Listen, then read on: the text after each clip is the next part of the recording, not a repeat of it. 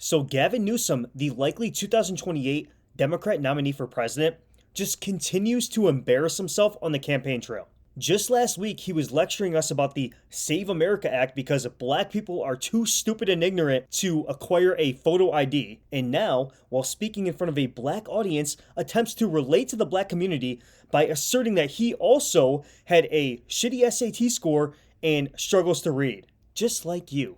I'm just trying to impress upon you, I'm like you. I'm no better than you. You know, I'm a 960 SAT guy. And I'm not trying to offend anyone, trying to act all there if you got 940. But literally a 960 SAT guy. I cannot, you've never seen me read a speech because I cannot read a speech. This right here is the kind of inadvertent racism that's so prolific amongst the left. This is what they think of you. We watched for years as the media struggled to obscure Biden's racist comments. My Democratic colleagues don't like me saying this. I think the two-party system is good for the South and good for the Negro, good for the black. Other than the fact that they still call me boy, I think they've changed their mind a little bit. You cannot go to a 7-Eleven or a Dunkin' Donuts unless you have a slight Indian accent. Unlike the African American community, with notable exceptions, the Latino community is an incredibly diverse community with incredibly different attitudes about different things. They're going to put you all back in chains. Or these gems.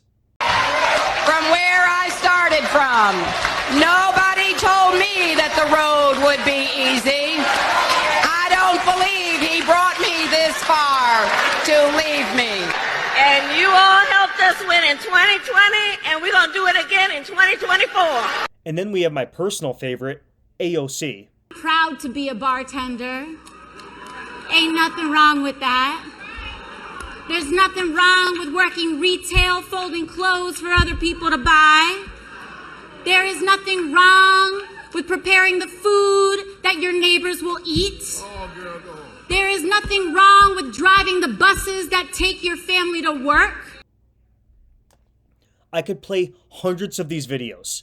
The one thing that you have to give Donald Trump credit for is he's always the same guy. His tone never changes, whether he's talking to a white man, a black man, an Asian, a Jew, a Hispanic. He's always the same guy. Now, why do you see this from the Democrats and never the Republicans? This isn't arbitrary. It's not random. This is strategic desperation. The Democrats know that they're losing the black vote, specifically black men, and they're losing it fast. They need black votes to survive because their policies are wildly unpopular. And even with Trump's approval ratings declining at the moment, which they are, voters still trust Republicans more on crime, immigration, the economy, and a number of imperative issues, way more than the Democrats.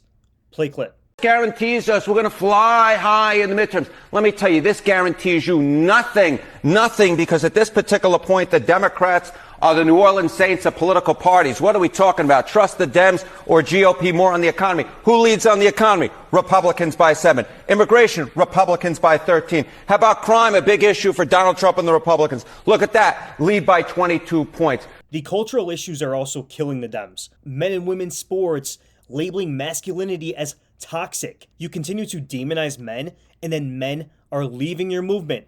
I wonder why. It's to the point where when someone says that they're a Democrat, we kind of think that you like pee sitting down. So politicians like Gavin Newsome are desperately trying to relate to the black community. I'm one of you, because they can't win with policy or substance. So what do? They victimize you. You're the victim of the oppressive white man, and I'm your Messiah here to save you.